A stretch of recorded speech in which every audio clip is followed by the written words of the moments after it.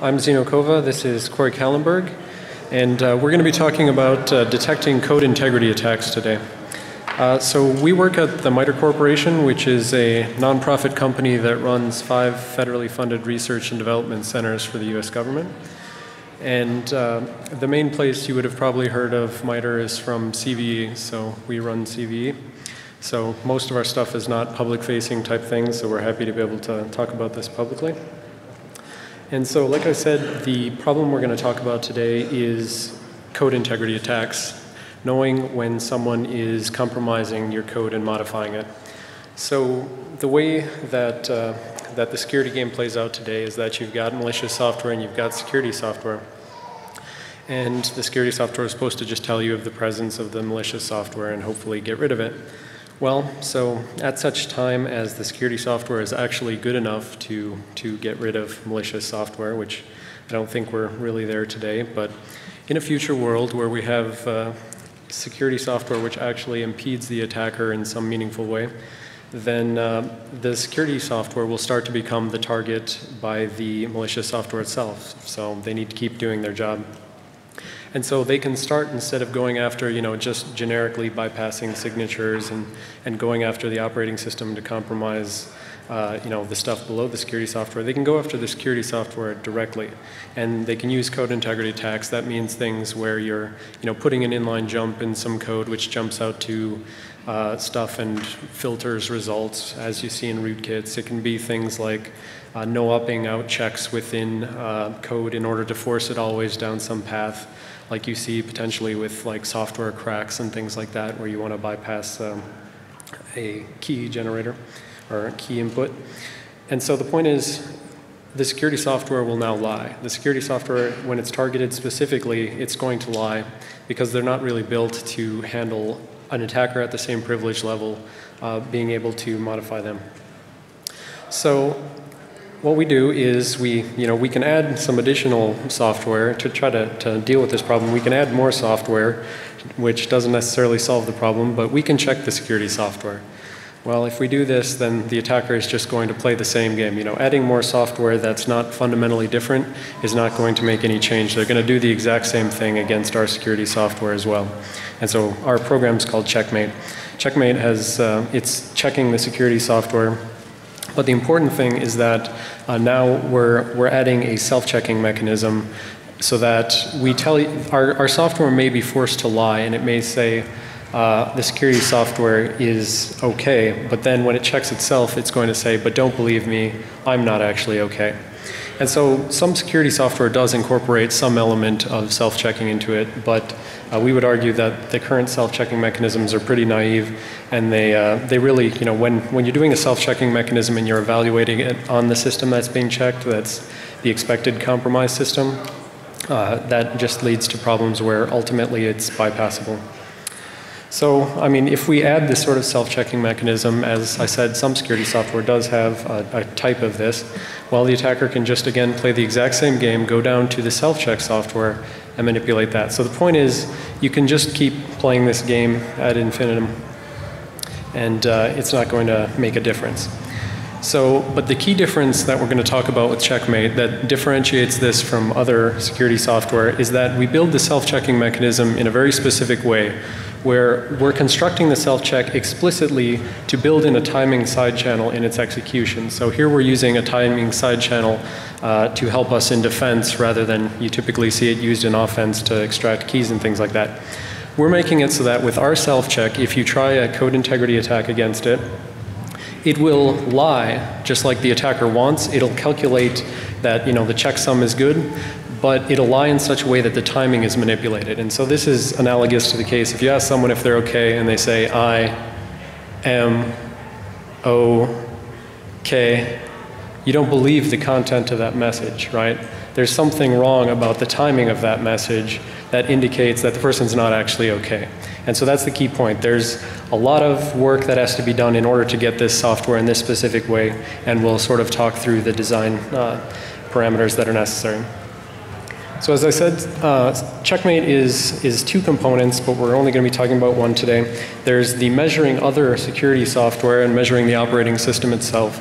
This is analogous to other memory integrity verification things. PatchGuard in Windows does some Windows OS self-checking. Companies like Mandiant and HB Gary have things which do memory integrity verification because obviously they're concerned with that. Having done, having good experience with rootkits, they know that that's a necessary component. So we're focusing on the self-checking mechanism, and this is what the other security software doesn't have. So you can take, PatchGuard, Mirror, Active Defense, any of those. If you're targeting them specifically, you can make them lie. And the point is, they don't care about that because they said, well, in some future world where the attacker cares enough to target us, then we're winning. But until we see that, we don't care. But of course, you're not going to see it because they're making you lie, and so why would you see it? So we call this timing-based attestation. Attestation is just a fancy way of saying that you're providing some evidence about the state of something. You're attesting to the integrity of your code, for instance. And so this is based on academic work called Pioneer by Seshadri, et cetera. If there's any academics in the crowd, this is out of Adrian Perig's group at CMU. And so the key point is we kind of consider our specialization area of research to take other people's research and make it more practical. So Pioneer was good. It was for Linux. It had some assumptions that we wanted to loosen so that we could get this to work in basically our corporate environment. And so we independently recreated this just to confirm that this academic work actually does what it says it does, because you can't always believe that. And importantly, the source code is available. So, as we're going through here and you're thinking to yourself, what if I do this, what if I do that? Well, you can go actually do it, and you can see if you can write the assembly more optimized than us and prove that you actually can compromise it. So with that, I want Corey to start talking about the design. Okay, thanks everyone for coming. Can you all hear me okay? Good? Okay. So you may be asking yourself, why do we even want to do this? And just keep in mind the goal here is we want to build tamper-resistant software. If we're building some type of malware detection capability, like Xeno pointed out, the malware will eventually come and try to tamper with us, so we want to be able to detect that. So a very primitive case will be something like this. You might see this in some current commercial software where they'll be doing a basic checksum of their own code. And then, if the checksum is good, it will continue, and if it's bad, it will be some type of fail case. And often with malware, you'll also see like a, RDTSC command, and if it's not within expected time constraints between point A and point B in the code, it'll go to a fail case or it's being debugged. So this is naive because obviously anyone that knows anything about x86 assembly can just come in and do something like this. You know about the call to the self-check, and then you just hard code, the expected correct self-checksum there, the correct hash, and then the code would have no idea that it's been tampered with, right? So unfortunately, at this point, most sort of commercial software out there kind of gives up, and they either just rely on something simple like this, or they don't do it at all.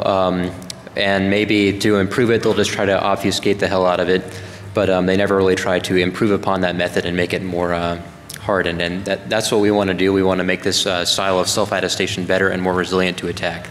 And so in order to do that, we have to fundamentally change our approach from what I just showed you. So first of all, we have to make our self-check, our hash that we're doing over our own code, a function of a nonce, a random value sent from a verifier. That way the attacker can't just hard code the correct value, right? Because it's going to be different depending on the random value coming from the verifier. Another key point is with things like PatchGuard that are sort of trying to measure themselves and attest to their own integrity, the verifier also exists on that system. So with PatchGuard, it's trying to verify itself and determine whether or not it's been compromised, and all that's happening on the compromised system. So the attacker, if they can compromise the system, they can just compromise the verification software in PatchGuard as well, and PatchGuard would have no idea that it's being tampered with. So we incorporate this trusted server that we assume is not compromised, and it's going to get the results of that checksum based on the nonce sent back to it from the client, and then in a secure environment, what we assumed is not compromised, take the results of that self-checksum to try to make a determination about whether or not it thinks the software has been tampered with on the client side. So Our framework, as opposed to what I showed you previously, looks a little bit more like this. Obviously, it's not the real deal, but just a pseudocode here. And so we have our checksum, and then it's going to be waiting for a request from the verifier, some type of server. It's going to get the nonce from that server, at which point it knows, okay, the server wants me to attest to my integrity, so it can know whether or not it should believe any measurements I send it, so it knows whether or not I've been tampered with. It's going to do a self-checksum based on that nonce, and then obviously send the results of that back to the server.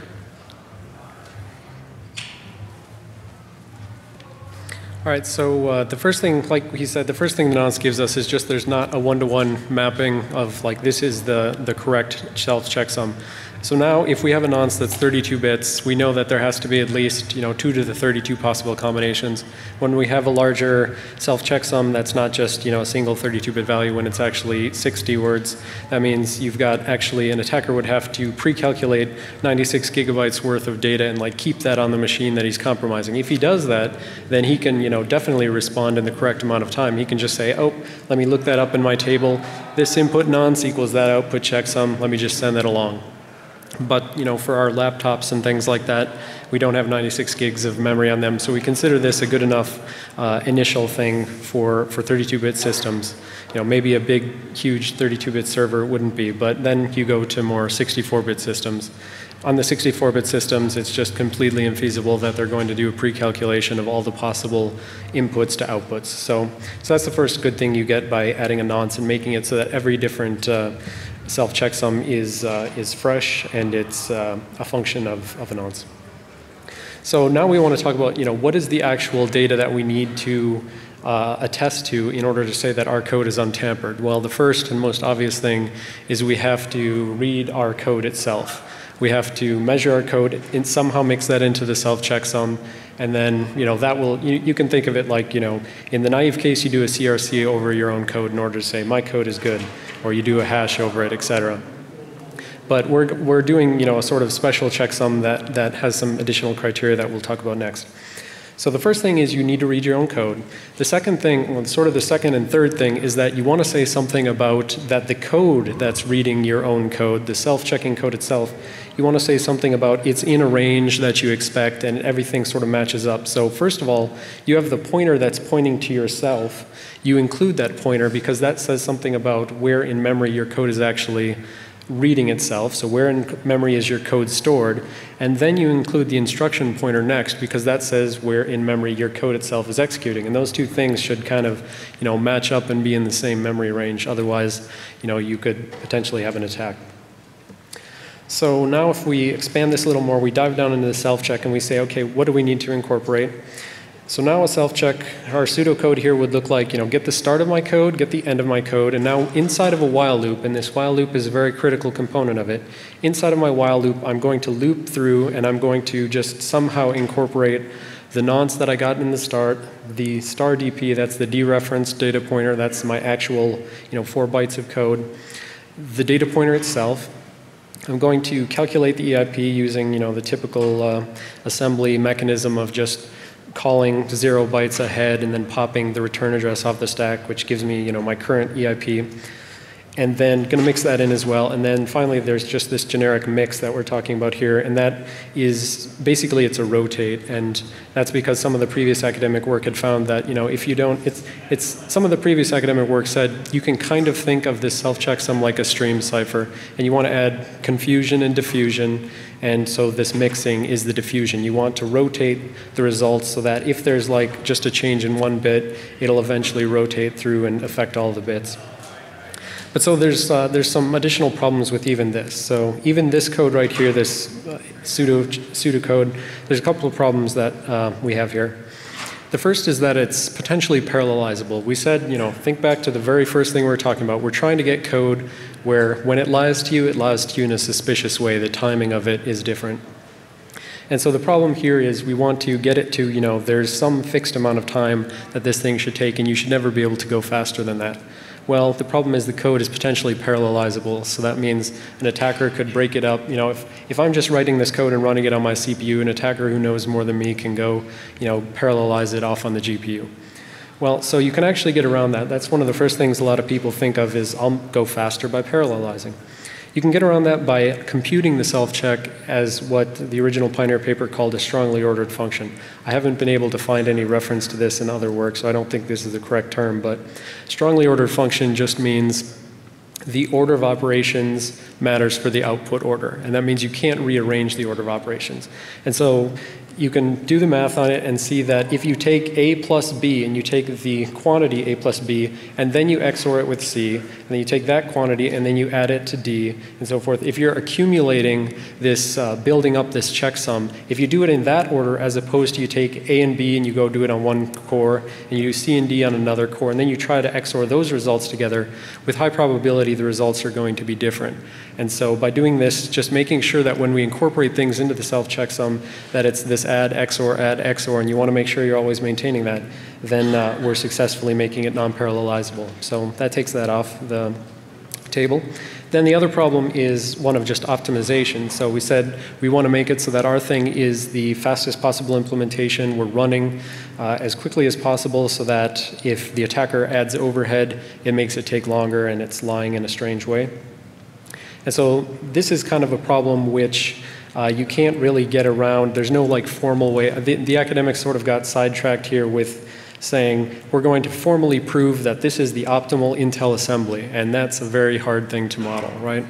So basically we did the same thing that the previous work did, which is you guess and test it, and you say, all right, well let me change this assembly instruction and let me reorder these two instructions. You just keep trying it until you think what you have is the fastest possible way to calculate this add XOR sort of checksum over the data pointer, the data pointed to by the data pointer, and the instruction pointer. So that would potentially, this is what one attack would look like. Okay. With this new self-checksum in mind, an attack against it would look something like this. So we have the same sort of loop setup where we're iterating over our own code and incorporating these key components like the data pointer, star DP, the data at the data pointer, the EIP, and so forth. So if an attacker wanted to forge that checksum while still tampering with the code, you would basically have to keep track of where the data pointer is currently, and if it's pointing to some of his code that's tampering, like an inline hook or a software breakpoint or something like that, instead of actually incorporating the data at star DP, he would want to incorporate the clean copy of those bytes. So instead of incorporating his inline hook, incorporate what was there previously before he had tampered with the code. And notice, while this isn't a lot, this sort of if branching in x86 would only amount to a few x86 assembly codes. If we were doing this loop over millions of times, like 2.5 million of times, that would actually cause the attacker to have to execute 2.5, 5 million, 7.5 million extra instructions in his calculation of this checksum. And that would induce a noticeable time difference, and that's actually the timing side channel that we would detect. So under normal circumstances, this is what the self-checksum typically looks like. So on the left, we have the server, and what's going to happen is it's going to send a nonce to the client, and the client is going to use that, as the input, the seed to its self-check, and then that self-check is going to go back to the server. And then notice the server is basically incorporating the total network round-trip time that it took for the client to respond to that self-checksum. And so it's going to say, okay, your checksum is correct because I calculated this on my own side, and I know that this is what your code should look like when it's been hashed correctly. But also the time it took you to respond to my request was within our acceptable limits, so I actually believe you. And based on that determination, it would basically trust or not trust the results of this next measurement. The next measurement would be something like, a measurement of NTOS kernel, or your security software or something like that.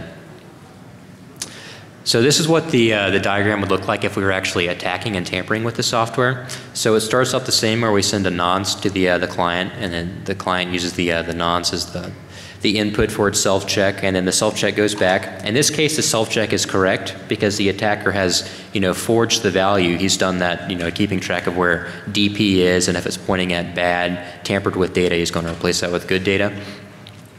And so the checksum checks out.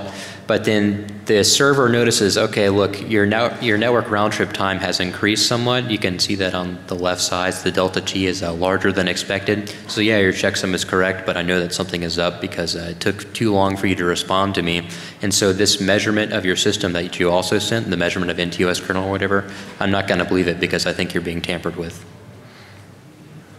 Okay. In general, this is sort of an iterative process where we would, work on the checksum and then notice some problems with it, and then we'd have to change the design based on what we discovered.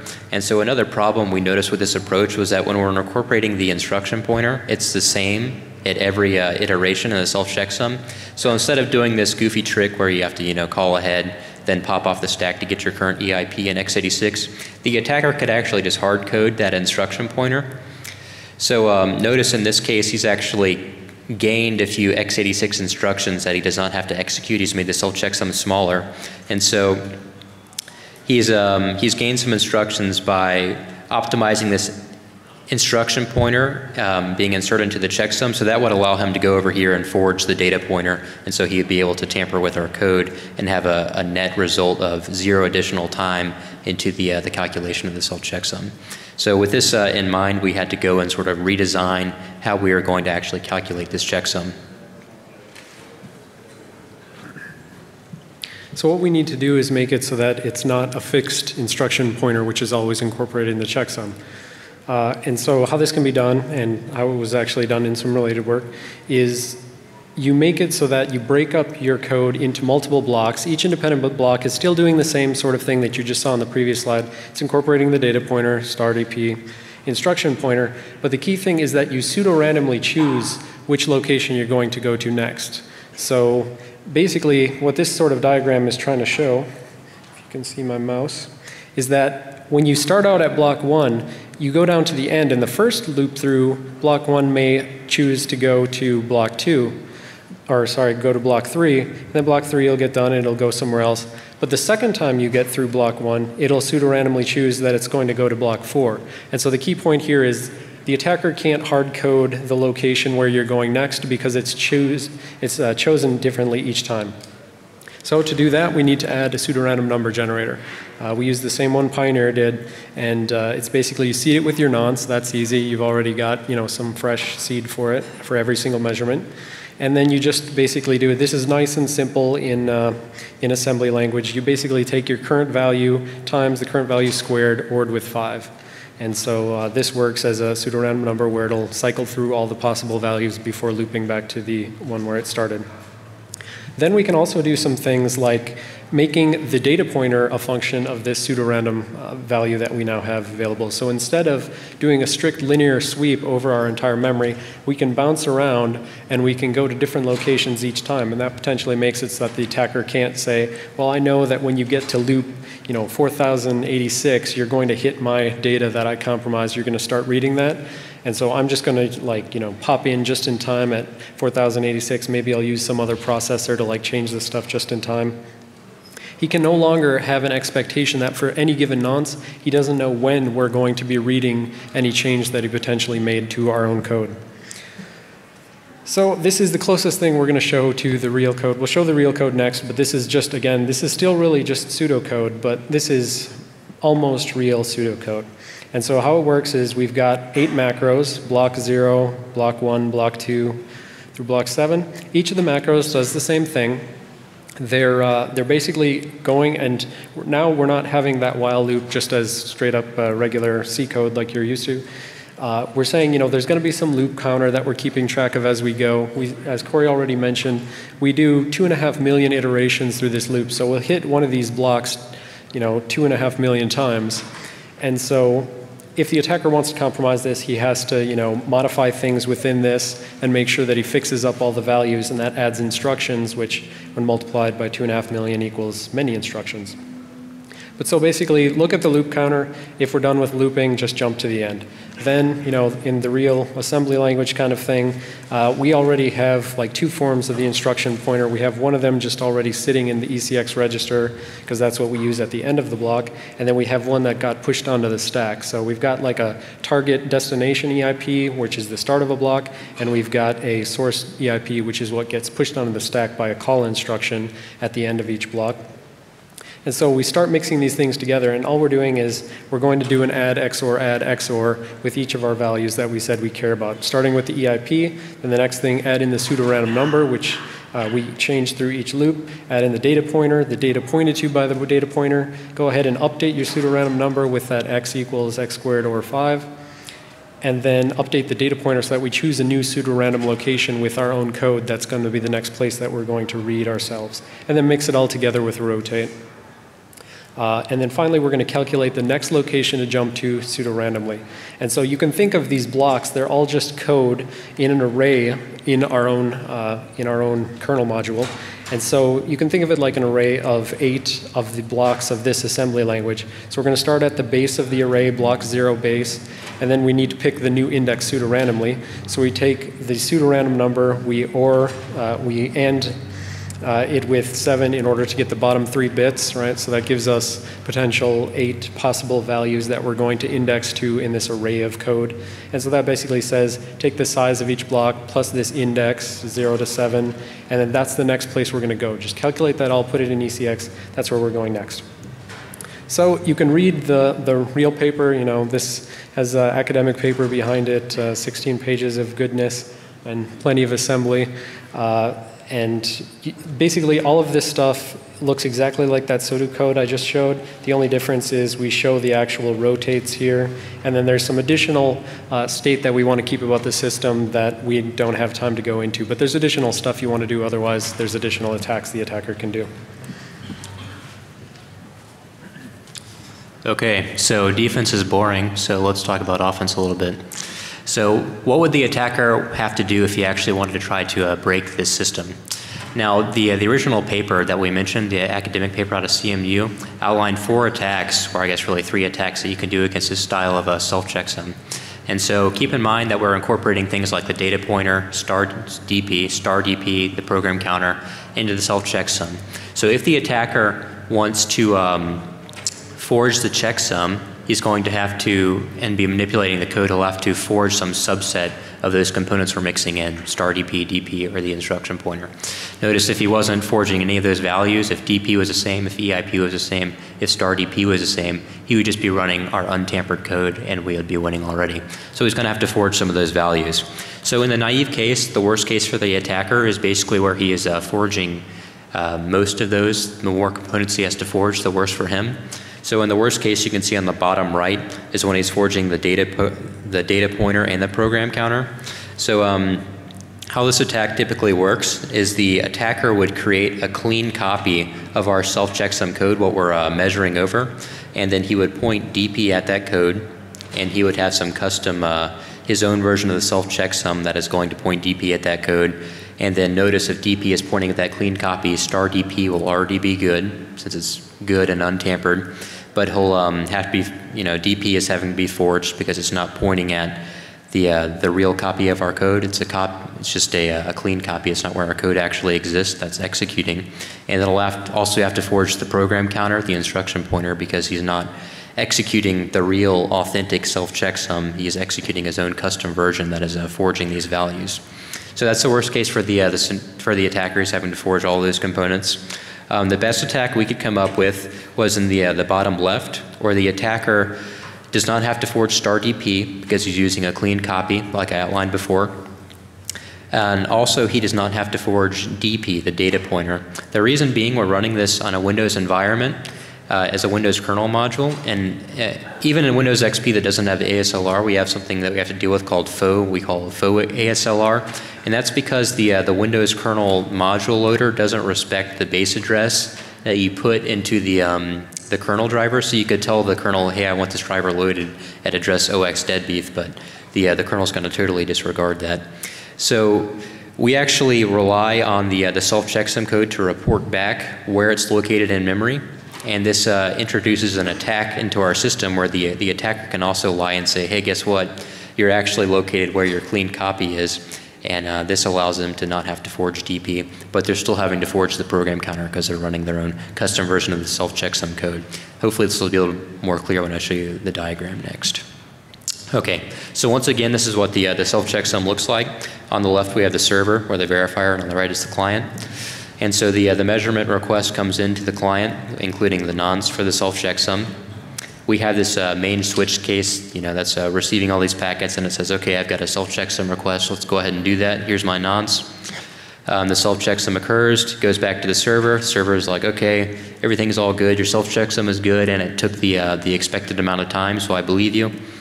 And then obviously, the whole reason we want to do this is because we can measure other important parts of the system, like the kernel, and also believe those measurements. So the system is also going to do a measurement of NTOS kernel and then send back to the server. And the server says, okay, NTOS kernel looks good, and I believe what you're telling me about it because your self-checksum was good as well. All right, now let's switch back to attacker mode. This is what would happen.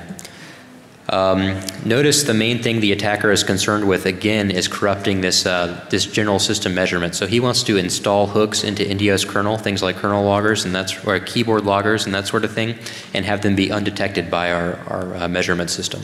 So that is what he is interested in protecting and not have show up in the measurement values. Okay, and so to pull this off, first the attacker installs an inline hook at the beginning of our self-checksum. That way he can gain control of EIP.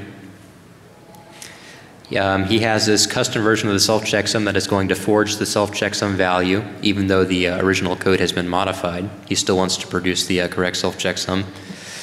The measurement request comes in from the server. We naturally call the self-checksum code, but look here, we have the inline hook, so the attacker gains control of EIP. He is now running his custom self-checksum code. Over on the right, we have the clean copy of the kernel module, the unadulterated copy, not tampered with. The attacker points DP at this clean copy, and he also lies. Notice on the response back to the server, he's saying, hey, guess what? My base address is actually OX2000, not OX1000, and this is allowing him to not have to forge the data pointer because we don't know on the server side where our code should actually be located in kernel memory because of that faux ASLR.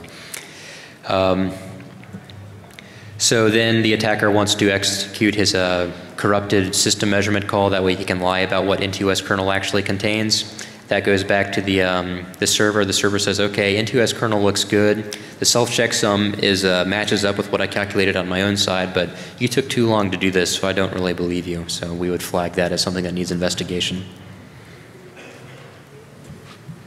All right, so that was the design and justification kind of thing in a nutshell, and now we want to say, does it actually work? And so we ran experiments on our actual corporate intranet, and we're going to show you data for two types of experiments. The first one is we wanted to see, like, over the maximum hop count that we can find at our campus, is this attack still detectable? What about network jitter and things like that? Is there too much noise in the network that we can really see this attack?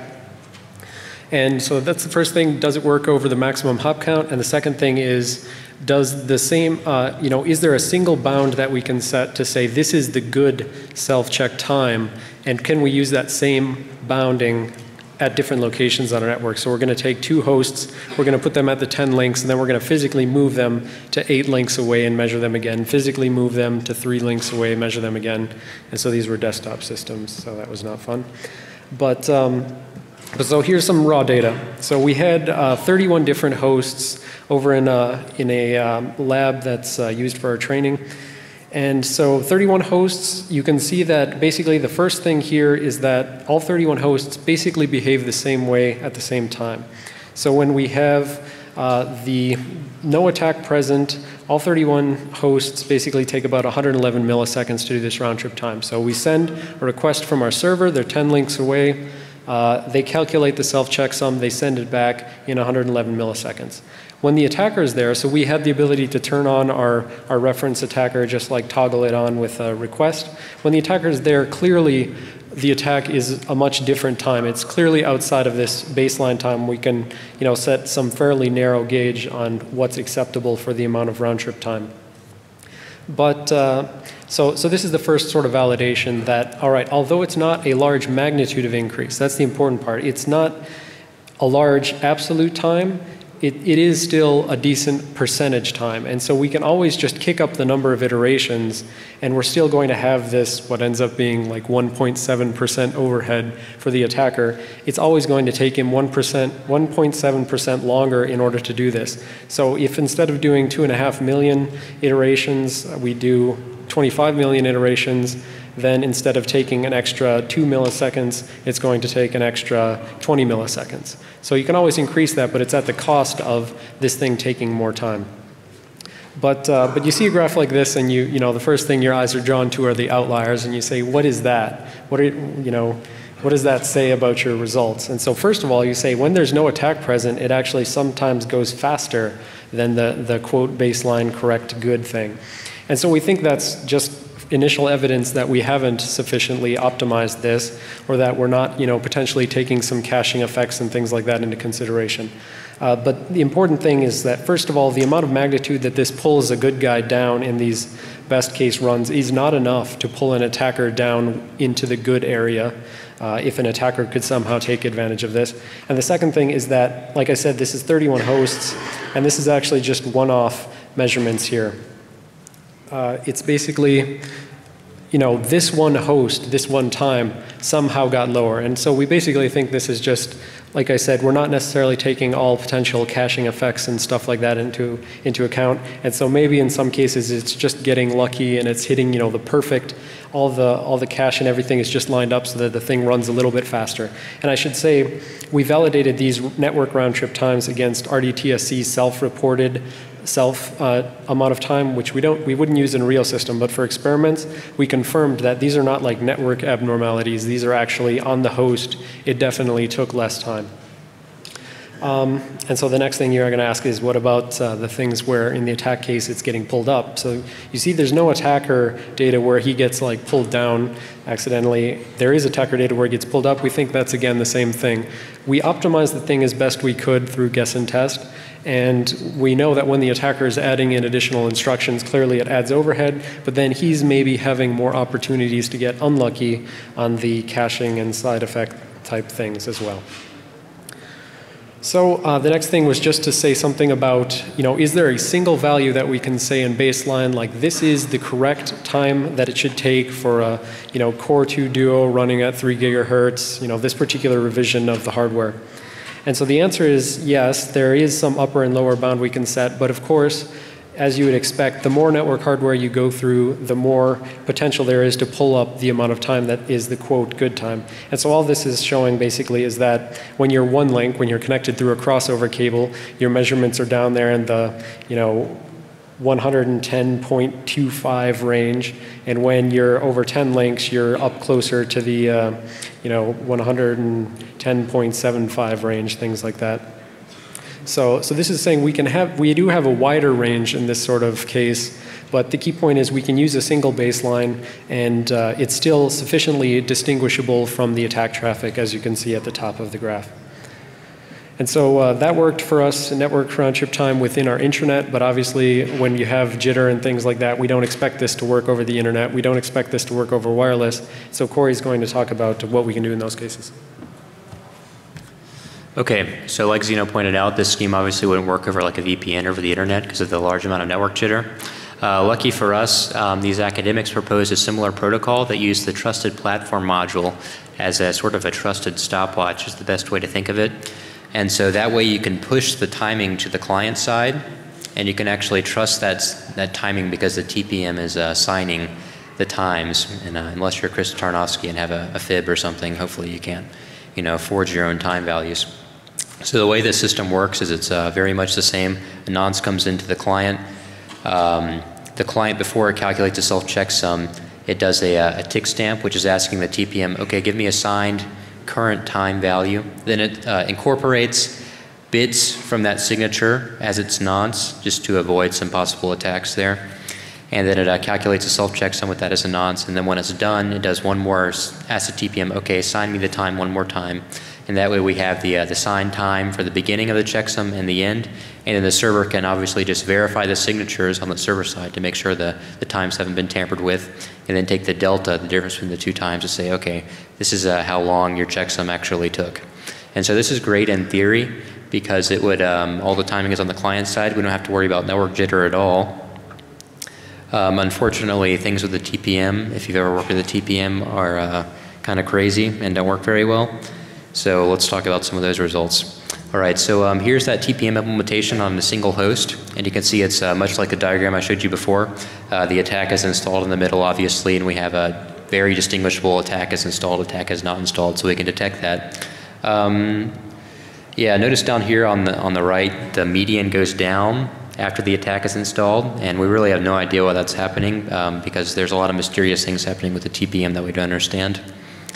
And let's talk about, let's look at this diagram. So this is a 32 host running that self-checksum protocol with the TPM as well. And notice they're all exhibiting this, okay, the time goes up when the attack is installed, but also notice that all of their baselines are completely different, right? So these were all identical systems, identical CPUs, identical trusted platform modules and everything. But what we discovered was that each TPM exhibits different timing characteristics, which is kind of bizarre. And even weirder for some of you people that do side channel attacks is that the TPM will actually, each TPM key will exhibit different timing characteristics. So anyone that's into side channel attacks, that's something you should investigate. And you can also see there's this one host up here, you know, the crazy blue line towards the top. And we really have no idea what the hell was going on to that TPM. It was just totally broken or something.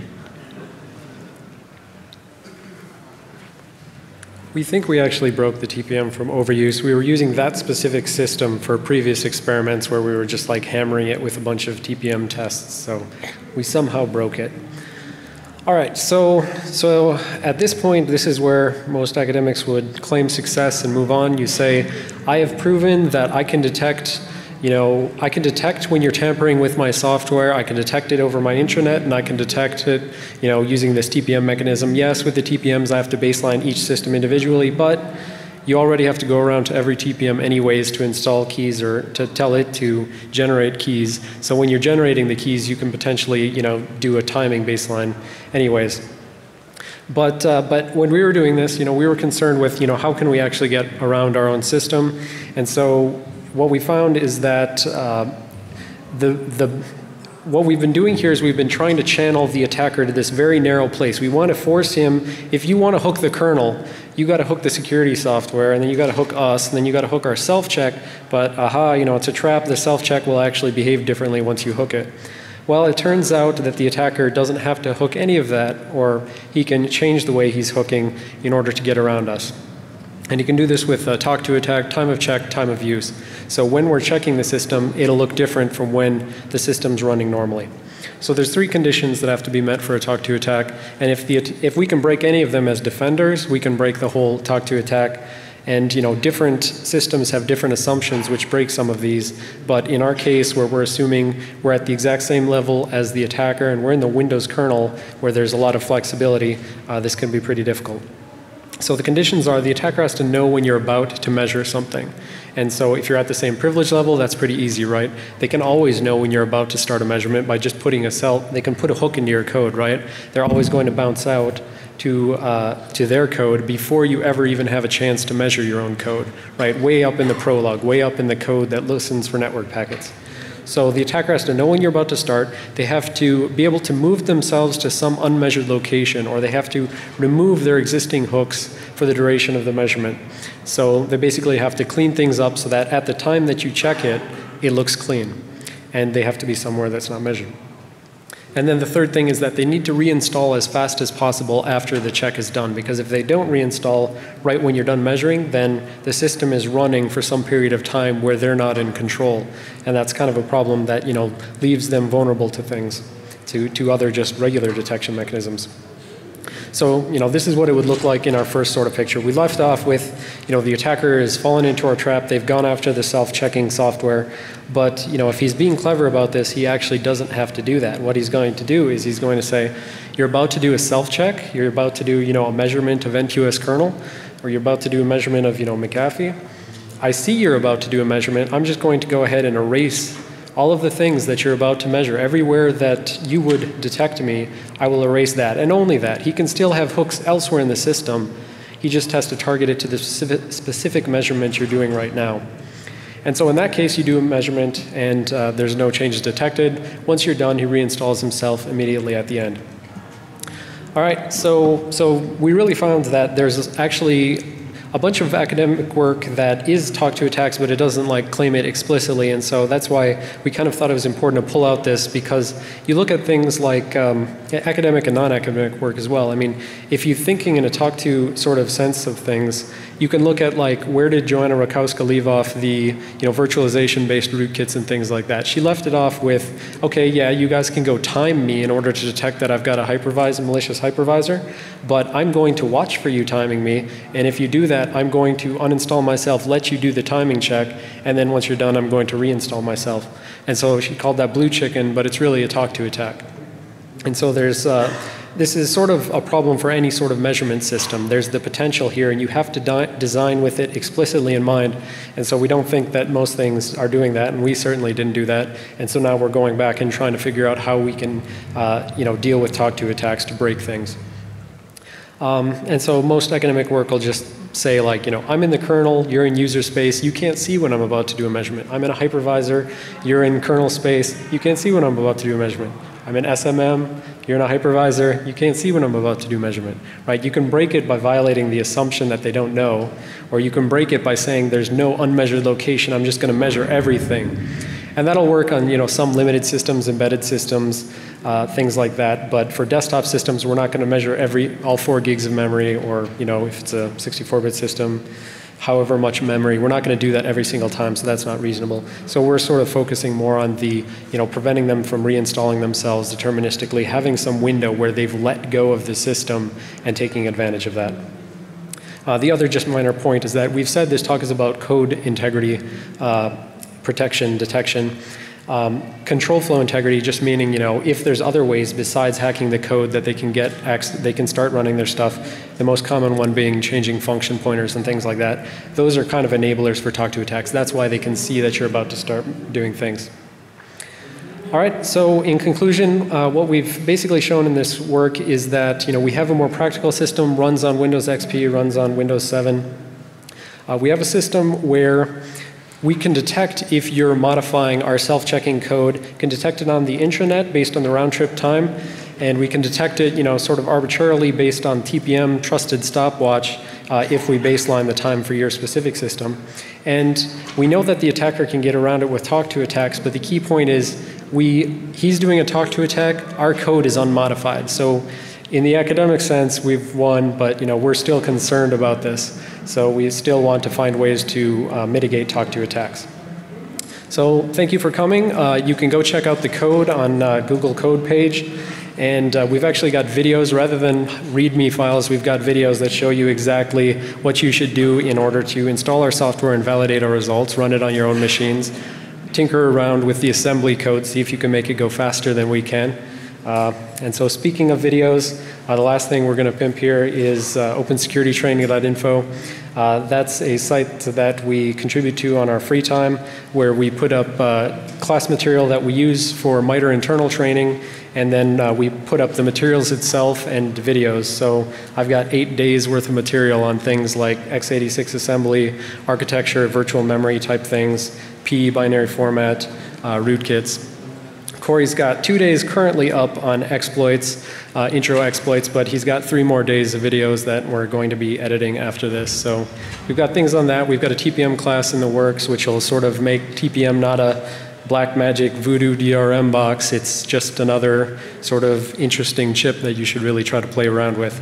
And we got things like virtualization, reverse engineering, and so forth. So check that site out and come visit us in the Q&A session. Thanks for your time.